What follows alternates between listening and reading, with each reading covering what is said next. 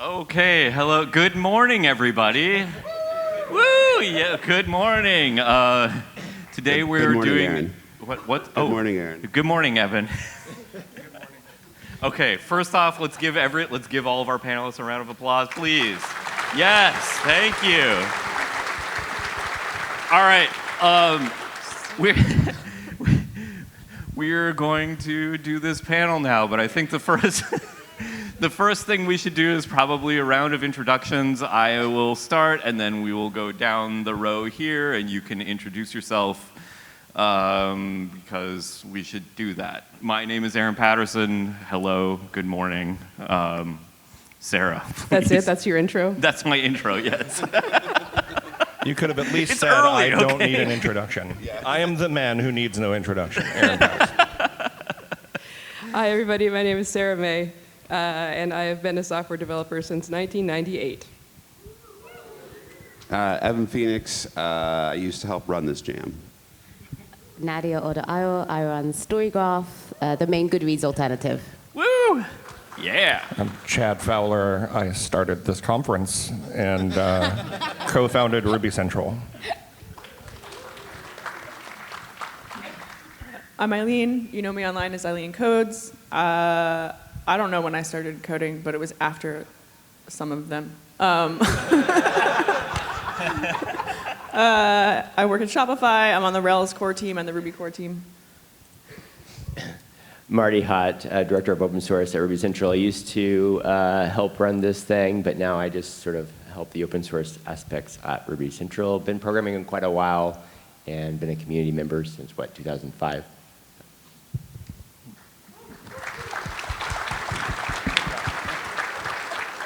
Great. Okay. I guess let's. Oh, why are you looking at me? I have to say stuff? Yeah.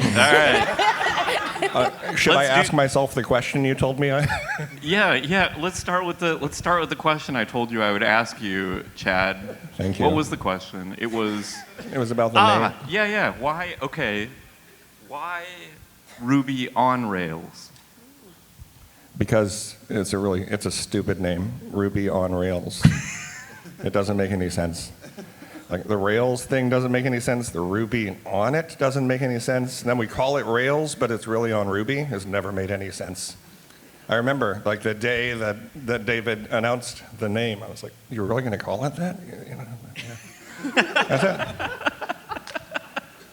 Anyone I don't else? think people like my answer, do you? Did anyone here hear that name and think, well, that doesn't make any sense? Yeah. Okay, one person. All right.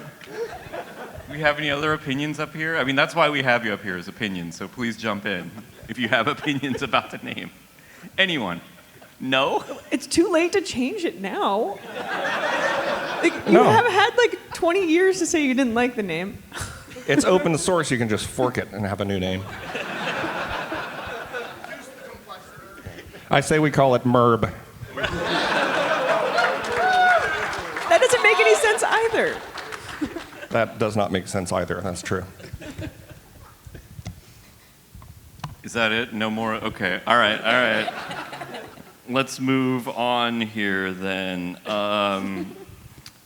Evan, I got a question for you. Hit me. Favorite Rails app? Favorite Rails app. Yeah. Favorite. Yeah, sure. Like, how do I judge my favorite? It's up to In you. like the code or the app itself? All up to you. Favorite. That's the right Rails answer. app. What was the right? Well, I'm sorry. Storygraph is your Sorry, favorite sorry, Rails yeah, app. it's definitely the right answer. Yeah. Favorite Rails app. Yeah, probably Ruby Gems. Honestly, it has legs for if you watch the Ruby Gems .org talk yesterday, it's been around for a long time. It is stubbornly vital, in a way that's it's still around and kicking. So yeah, that's a great one. I would say rubygems.org. Okay. All right. Sarah, your favorite Rails app? All right, I'm going to give a serious answer for the first time here on this panel.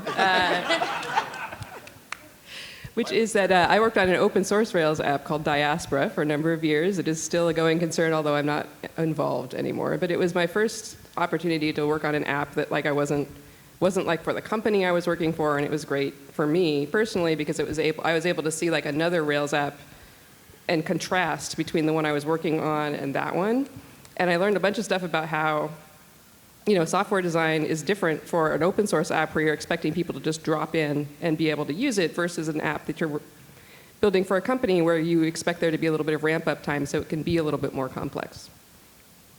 There. I like that. All right, Nadia. Can I say an app I built? Yes, absolutely. Storygraph.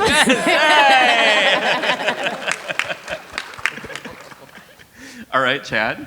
If you don't say an app you built, I mean, I didn't build anything worth saying. So I'll say, I was going to say Twitter because it's not called that anymore, and I used to love it, but I think actually GitHub is my favorite. All right. Eileen? Well, I mean, Shopify pays me money, so it is currently my favorite Rails app. All right, second favorite, number two. Okay, but if I want to say favorite Rails app I worked on because it's not messy, I would say Basecamp. Oh, interesting. Because it's a really clean code base. Not classic, but the like 3 or 4 or whatever. All right, Marty. RubyGems.org. Oh, okay. Oh, sure. Serious sure. answer. Yeah. Oh, okay. Let's see. What should I ask next? I got a list of questions. I thought you were prepared I have for to this, admit Aaron. here, so I didn't say this at the beginning, but I'm a replacement MC. I was going to say, I was like, people should know that you stepped in last night while at drinks yes. because Kinsey couldn't make it. So you're doing great. Kinsey couldn't make it, so I'm filling in. Yeah. This is very last minute. I'm going off script here because I want to ask funny questions. We have a lot of serious questions, but I am not a serious person. Let's see. What letter does Rails start with? Go. Me? Yeah, sure. R. Come on. R. Thank you. All right. Worst downgrade story. Downgrade. Yeah. Eileen, what? I thought you were going to ask funny questions. What? I thought you were going to ask Dramatic funny. one. Yeah. How many downgrades have you done? 0. Not yet. I only upgrade. No downgrades? No. I don't think I ever had to downgrade. I would refuse to. If someone was like, "Oh, this caused a bug," I'm like, "Fix it. We're not going back."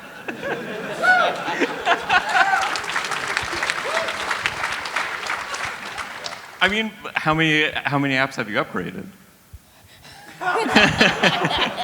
Too many. Good answer. That's a good answer. All right. Let's see. I should ask some serious questions, actually. Yeah. I think this is okay. This is a very good one. We have a lot of these folks up here on stage have been in the Ruby and Rails community for a long time, so I think this is a good one to ask. How did you get involved in the Rails community originally? I think let's start with Sarah and go down the line here. Yeah, so I was a Java developer, boo hiss, back in the day, in the early 2000s, and I was looking for a job after I had been out of the workforce for a year or so because of my oldest daughter being born, and I met a person who had a ticket for the first RailsConf in 2006, and I did not know anybody. I did not know Ruby. I literally bought a book about Ruby, the author of whom I believe is in this room, and I took it with me on the airplane, and I read it, and I showed up at the first RailsConf in 2006, and there I was, and it was the most surreal experience ever. But it was, even then, even the very first RailsConf, it was a great experience. It was, the talks were great, even though I got maybe 2% of each talk, the rest of it going over my head. But I've basically been a Rails developer since then, so it really changed my life.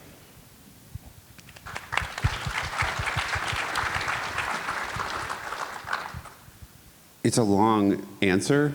So maybe I'll give the just short version of it. You're going to compress the complexity. Compress the complexity down. Exactly, right. Perfect. I had already been doing a lot of Ruby, and RailsConf was in Portland. And I was living in Seattle at the time, and the startup where I was working in a guy's basement was collapsing rapidly. And I was like, you know what? Like maybe I should go to this conference. Maybe that would be fun. And so we took the train. I don't remember if did you go on that trip? Okay. We took the train from Seattle down to Portland to go to that first RailsConf, and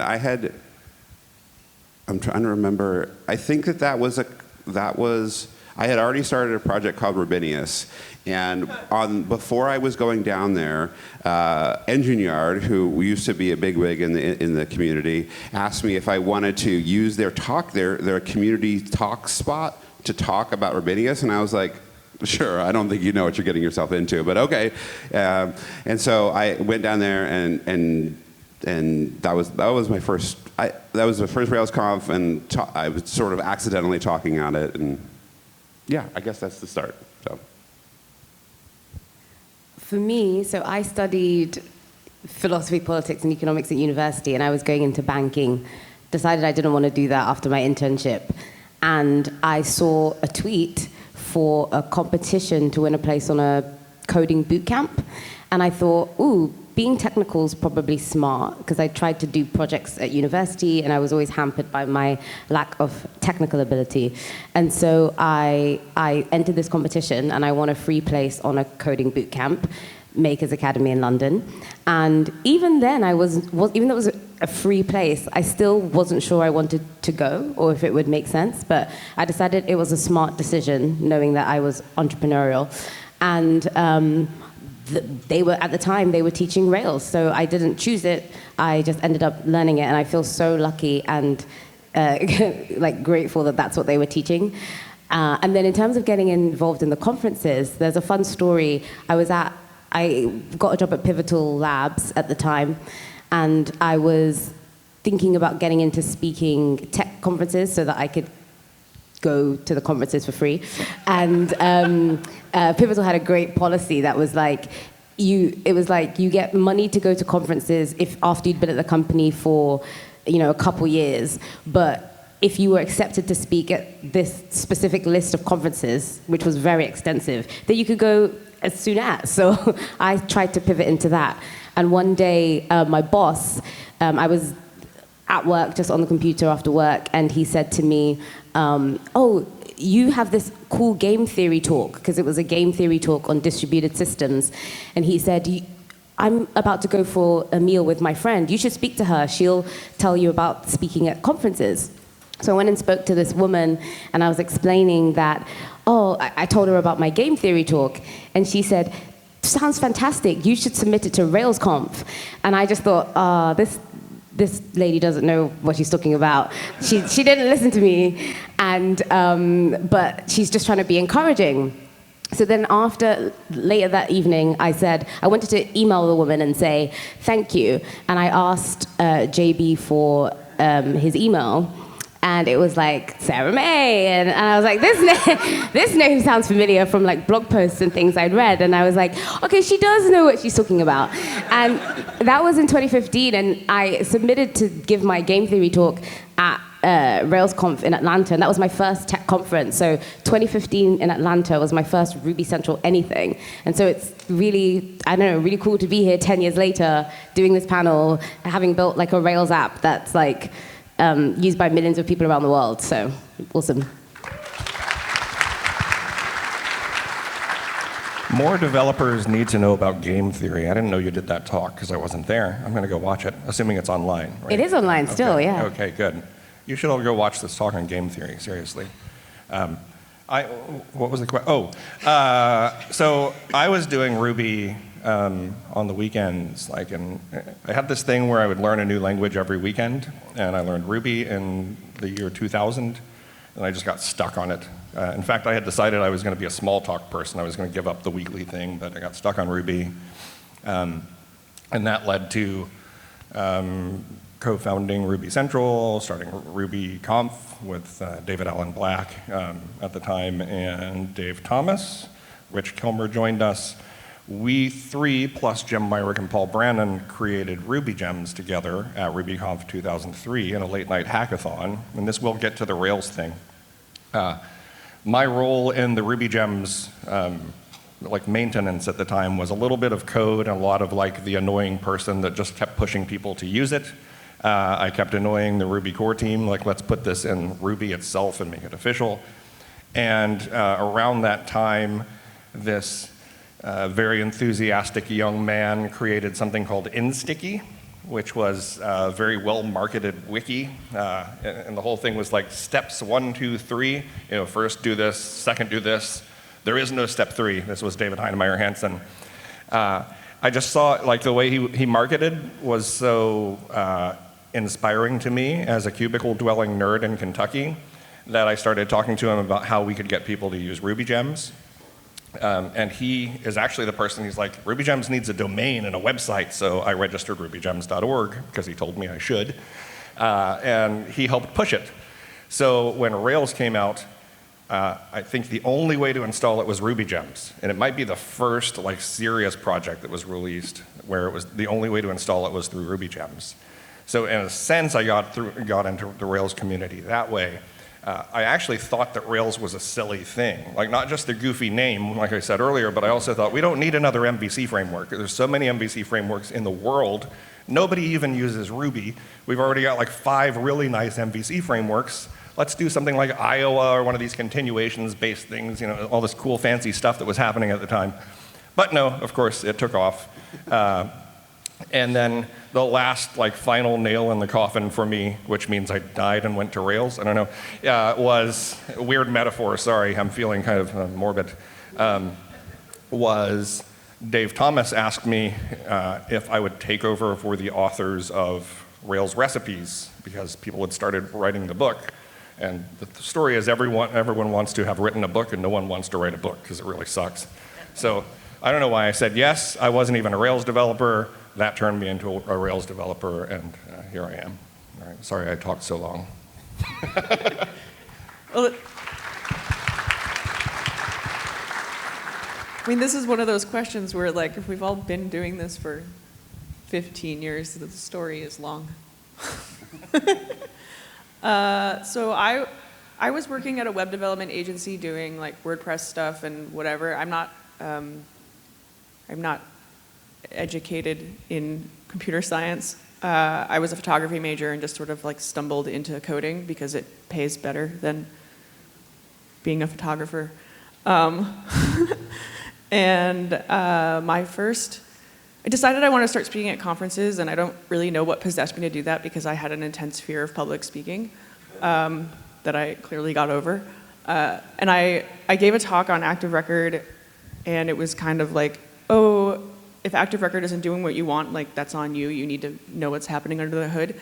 And after the talk, Aaron raises his hand and he was like, that's a bug. Why don't they fix it? Those people. And I said, I don't know, Aaron, why don't they? And that's how I ended up contributing to Rails because he said, let's pair on it and we'll fix it together. And so the next week we get on whatever, I don't know, maybe we used Google Meet? I don't remember what we used for whatever. We would just do audio and like teammate, and we started pairing, and then Aaron passed all of the problems that he would find in Rails off onto me so that he didn't have to fix them. And now I need to find someone to pass my problems off onto.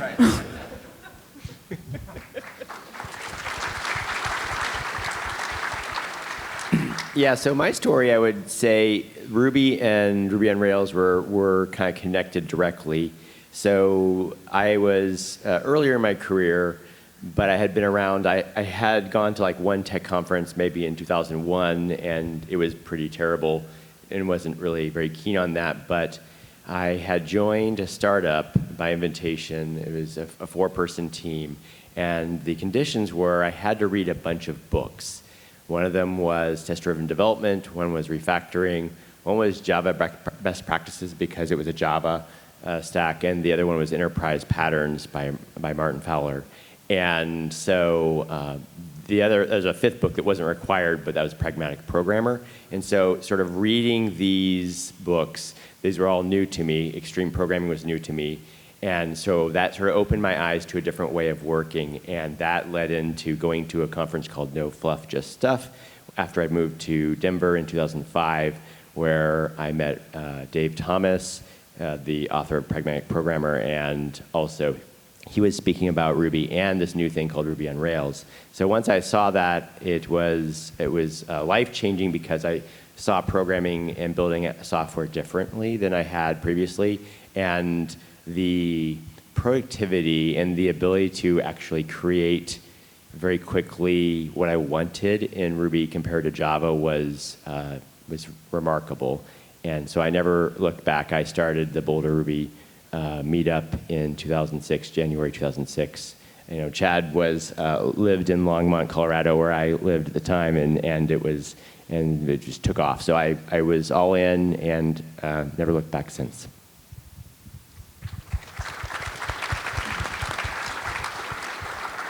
Nice, great. Thank you. Thank you for that. Thanks for that. Let's see. Let's move next question here. This question is for you, Marty, but I mean, I feel everybody here should have an opinion probably. Marty, how do you think the community has evolved over the years? All right, great question, Aaron.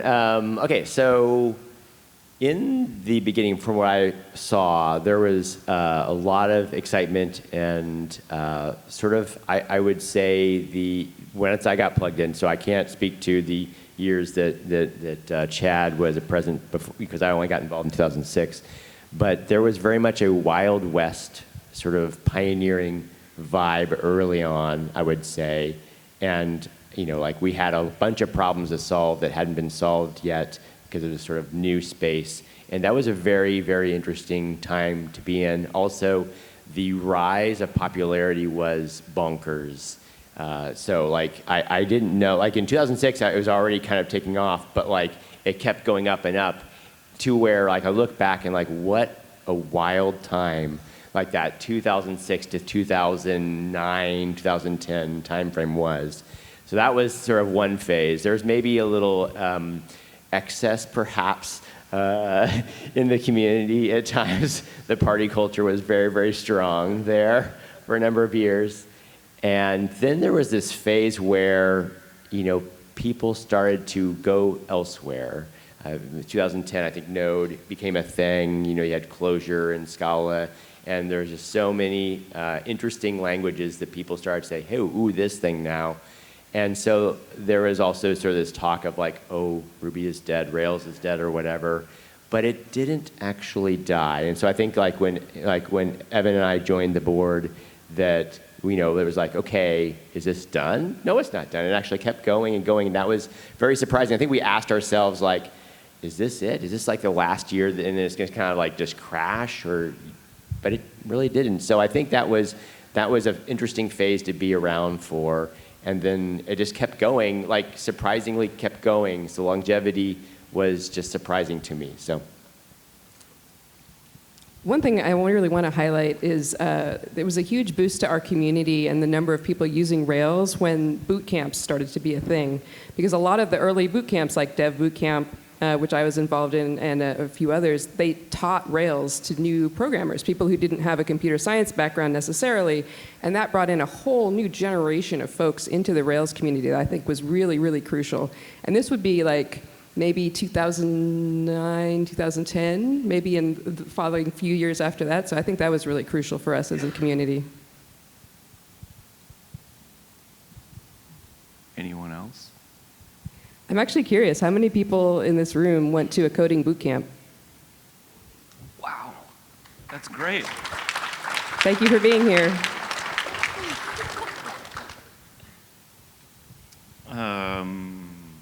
Okay, next question. All right.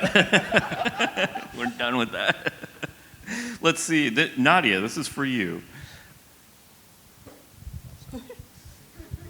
Guess. I'm scared. No, don't be. It's a good it's a good question. Is it your question or Kitty's No, question? it's not my question. Okay. No. Okay. I'm fine then. What excites you most about Rails today? Oh, this is okay. I could do this question. Okay, honestly, it's all the turbo hotwire stuff because I'm a one-person dev team. So Storygraph, we have like 4.2 million registered users around the world. Over 300,000 people log in every day. The whole team is 3 of us. So I'm the only web and app developer. There's Rob, who does machine learning AI stuff and runs our servers and infrastructure. And then there's Abby, she's non-technical, although she's starting to get a bit technical now. But she does mainly support. She's kind of like, she does all sorts, as you know, in a startup, the first hire sort of thing. But she's not technical. And so I also have to do a lot of technical support. And because in the first few years of Storygraph, we had a PWA, and we were like, it's just as good as an app, but psychologically, if it didn't come from the App Store or the Play Store, people just see it as a website bookmark.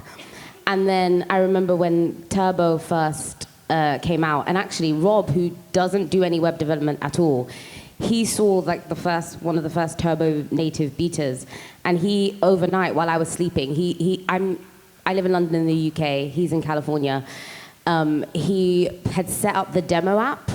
And so this was big for him because he was like, if I don't do this stuff and I can set up the demo mobile app, then you can definitely sort this out. And so you can hopefully do this and more. And so we were feeling the pain of not having a mobile app, especially because there were other competitors who were coming out with native apps. And yeah, I spent 6 weeks and I set up an iOS and an Android app with in-app payments, which was like the hardest part because it was almost like people hadn't done this before. And I didn't know Joe at the time, Joe Maslotti, but it got to the point where I was really stuck and I just started DMing him. And he was awesome, but eventually managed to get it all done, get the apps released on the App Store and Play Store. And we've been like #1 in the App Store a couple of times, like ahead of Goodreads. And I'm managing a web app and 2 mobile apps, so 3 repos. And it just wouldn't have been possible without all the Turbo Hotwire stuff. And I'm incrementally making the app feel more and more native. So one of the most recent things I did was add in a native tab bar.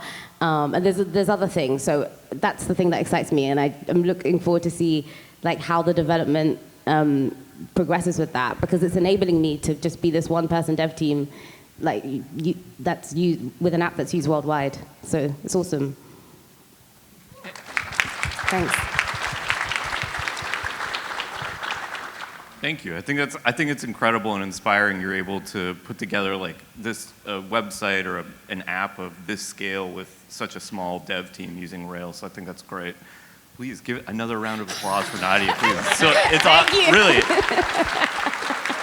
really inspiring. Anyone else have any excitement about Rails today? Eileen, you excited? Let's get pumped. Yeah. Yeah, let's get pumped.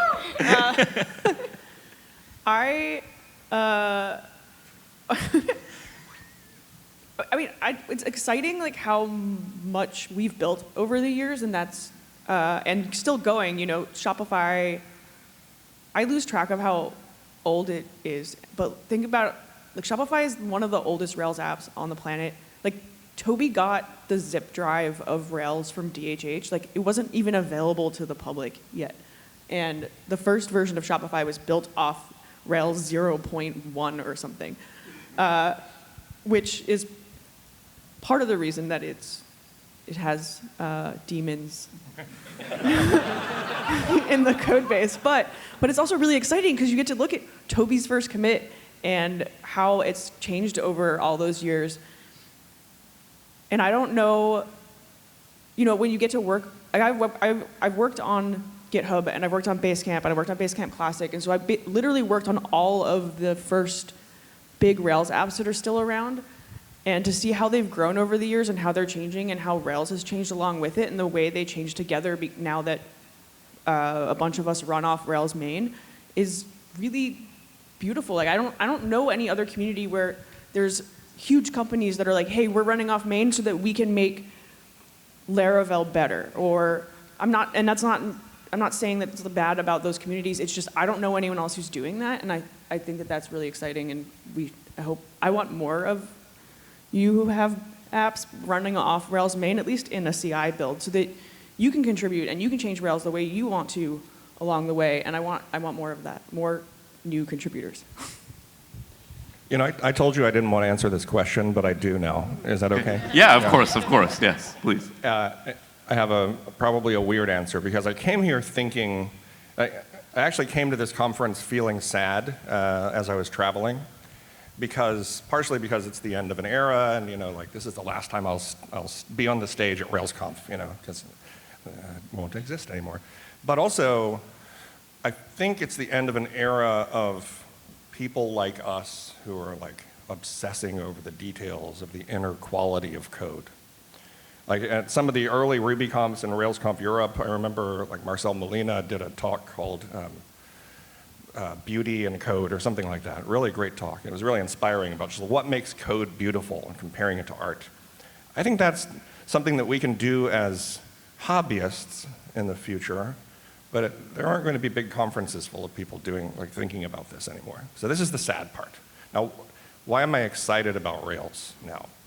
I was partially inspired by Irina's talk yesterday, like this optimistic possibility that we're going through the trough of disillusionment and it's going to pick back up. That's one.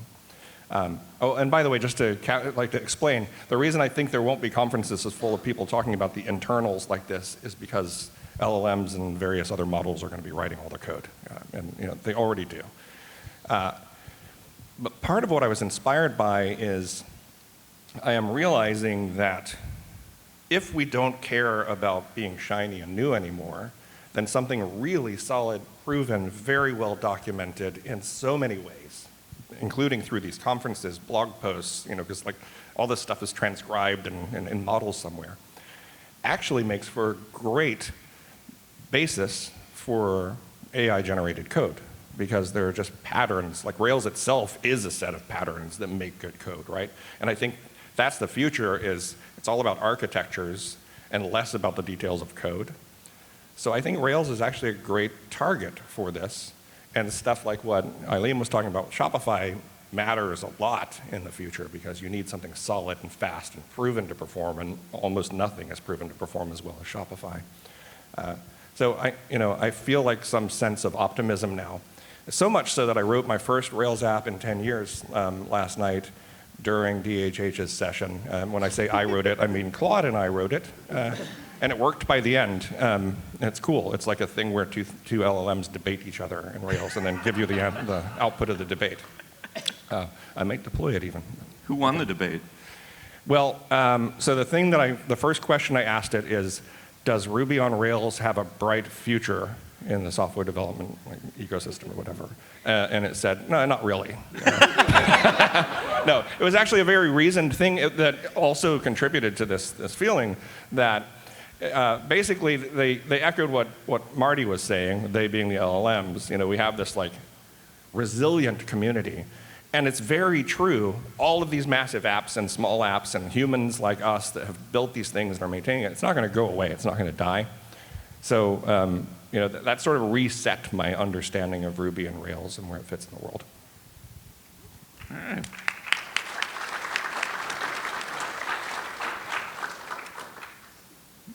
Any other excitement? Bueller. You excited, Evan? You excited? I mean, I was thinking about what Eileen said, and open source projects they go in waves, right? It's sort of like Arina was talking about this yesterday as well, but like there's a lot of smaller waves usually in an open source project, right? You have the first few people, all the excitement, like someone is like pouring their tears and their joy into a thing, and that has a natural end time. Either they run out of energy, the meal is over, whatever they're doing that causes them to be like, I got to go do other things, right?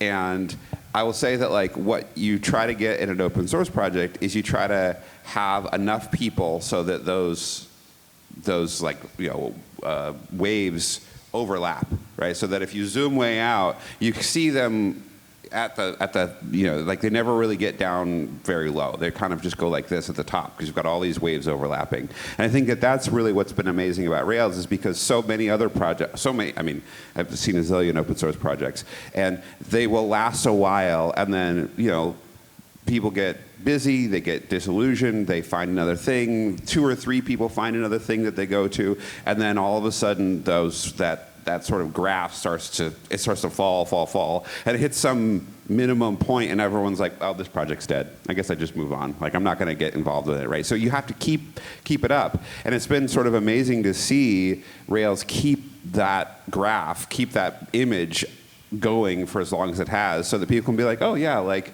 I mean, obviously for the old heads in here, the Rails 2 to 3 upgrade cycle was awful, but every upgrade cycle from then on. Thanks, buddy. You triggered me yesterday, so that's for me today. So every cycle from there on has gotten better, right? And it's gotten better because people are like, oh, there's all these people still here. There's all these old Rails apps that we want people to upgrade, right? And that upgrading also keeps that going because now there's people like, oh, I need to upgrade this app, and oh, I upgraded this app, and oh, now I can use this other gem now because it had a requirement, and oh, this is fun, and oh, maybe I'll contribute to it, right? And so that momentum also keeps going. I think that is great. I mean, because again, we could make a list of like 10 open source projects that have that sort of continuum, and they would be like a very prestigious list. Like you'd have Linux, you'd have WordPress, you'd have Rails on there. In my opinion, like it's a fairly small list to have that kind of like longevity and momentum, and so. I just want to say they're not old Rails apps; they're mature. Oh, okay. Sorry. Yes, seasoned vets. Seasoned, yeah. Not old. Yeah, I have one thing to add there. I think that, which sort of is similar to what you're saying, Evan, which is that one of the things that excites me about Rails right now is that it's good for a single-person dev team. It's good for Cisco Meraki with hundreds and hundreds of people working on their Rails app. Like, there is a way that Rails can work for a project, no matter how many people are working on it, no matter how much traffic it's getting. And that, to me, is the mark of a mature, but also like very practically oriented framework. And so I think the stewardship of Rails, and I have never really directly been involved in the stewardship of the project itself, but I think the stewardship of Rails has been very skillful in a way that it maybe is hard to see as it was happening, but maybe looking back, it's easier to see where now we've got a framework that really works for a lot of different types of projects. And I also have one thing to say about AI and LLMs. Which is that I'm very optimistic, maybe in a different way than Chad is, which is that I think that it's a tool that's going to help us be more ambitious. Rails was a tool that allowed us to stop thinking about a certain class of problems, like how do we organize our database? How do we organize our code? What code goes in a model file? What code goes in a controller file? And that allowed us to be more ambitious because it allowed us to put our thought process into stuff that was higher level.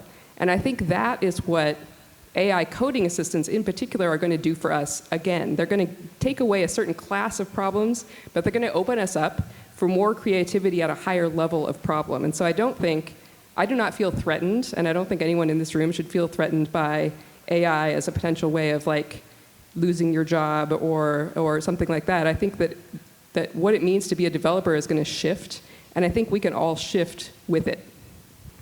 For what it's worth, I would have said exactly that later. And I mean, I was, so you don't disagree. I was thinking about like when David was talking last night about all these questions you shouldn't have to answer.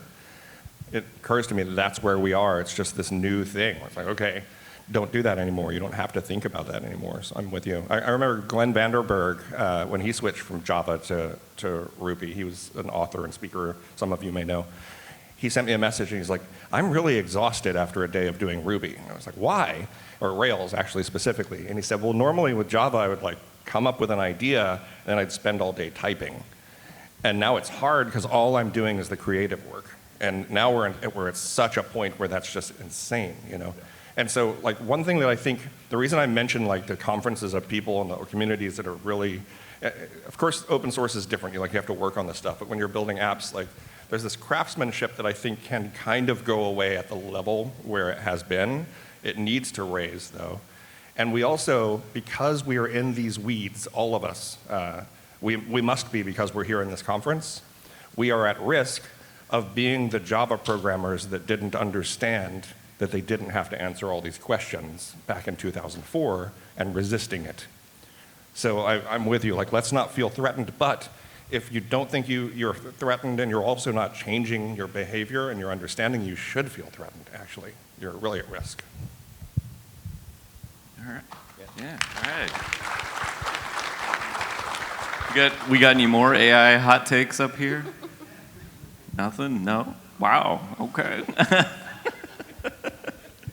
Let's see.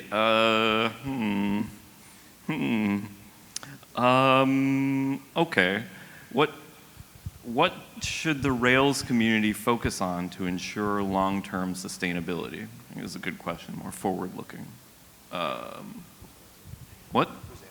I don't know. Who? Evan is asking who's answering this, and on the document it says everybody. So you, buddy. Starting with Evan, alphabetical order. I can start. Oh, okay. Eileen, please start. Bailed out. Whew. You should contribute to the framework or to your communities. Be an active member, not a passive member of the community. If you miss a conference, make a conference. If you want a meetup, make a meetup. Don't sit back and be like, oh, who's going to do that for me? You want a feature in Rails? Write it. I mean, we might not merge it, but but it's certainly not going to get done if you ask us to do it, because we have plenty of our own stuff that we're working on. So the best thing I ever did in my career was contribute to Rails. I was able to, ooh, little music over there. I think we're supposed to stop talking soon. Where was I? That was the best thing you did.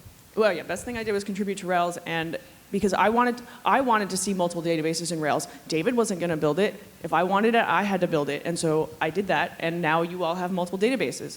And so find a bug, bad documentation, fix it, make a meetup, make a conference, write a blog post. Everybody stop blogging. I did too, I don't know why, but I would like to see more blogs come back. And that's what I think. If you want community, you have to be an active member of the community. Yeah, I had another quick one on that, which is there has been times when, as RailsConf was it is a professional conference, and as it became a very professional conference, there was always the danger that people attending RailsConf would see the professionalism as a mark that there is a large organization that gets to make all these decisions, and therefore okay, Eileen, I need you to go make multiple databases. It's like a top-down, command and control structure, right? Because it looked very slick and professional, and it looked very slick and professional only because people gave a shit. That was all facade, right? The only reason that people were there is because they were like, I kind of want to be here, and can I help out? And then enough people said, hey, let's have a conference if we're all going to be here anyway, right? And I guess there's a times when the conference is, I got involved with Ruby Central way back in the day because specifically RubyConf was so scrappy that it was like no one was manning the table for check-in. And I was like, God damn it, I gotta sit at the table. All right, we're checking people in here today, but that breeds a certain kind of people helping out, myself, but because you can see the holes, right? I always worry that the professionalism makes it so people can't see where they can help out, but the answer is literally everywhere. Help out with the conference, make a conference, help out. No one's telling anyone really what to do, what to add to Rails for the most part. People are just like, I'm excited about this. I'm going to go work on that. So I keep that in mind, I guess is what I'm saying. So I've got some thoughts here too. So since I've stepped into this role as director of open source, I think about what does the next 10, 20 years look like? We have a bunch of gyms that aren't maintained. Some of them are still used. And who takes over that?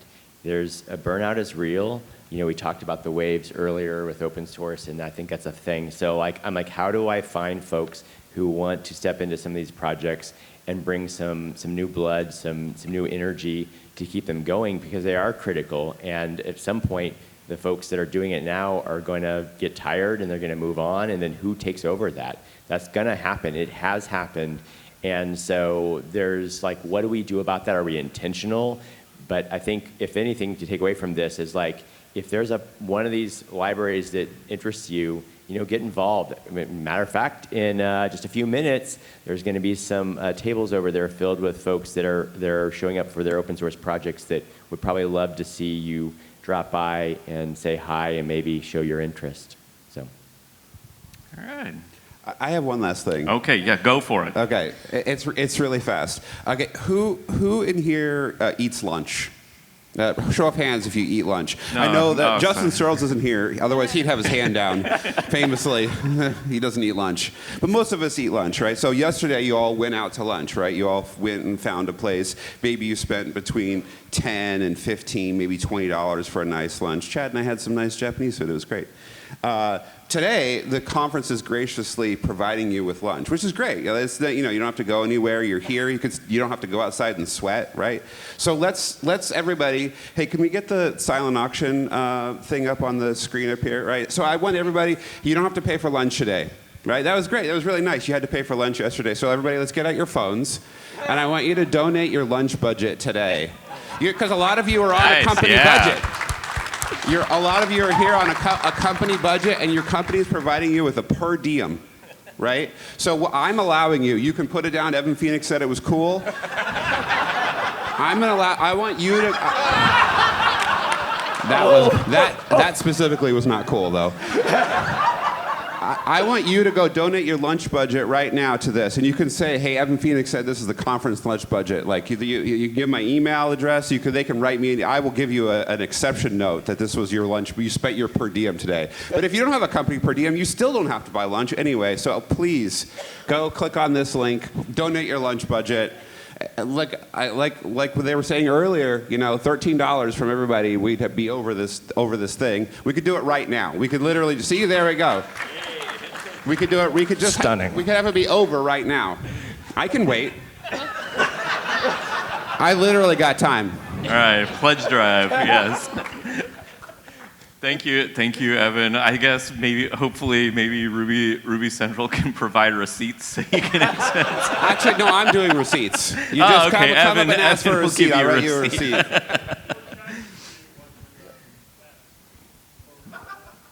Yeah, have Claude generate a receipt for you. I'm making receipts. You don't worry about that. You need a receipt. Okay. I got receipts. All right. Okay. I think we're over time here, so I'm going to do one last final question, and then we'll end this all up. Favorite ice cream flavor, Sarah? Go. Chocolate. Going for a classic. Nice. I had this lemon meringue pie gelato recently. Oh man, it was great. It had crust in it and lemon curd. It was super. Pistachio. Cool. Wasabi. What? I don't know.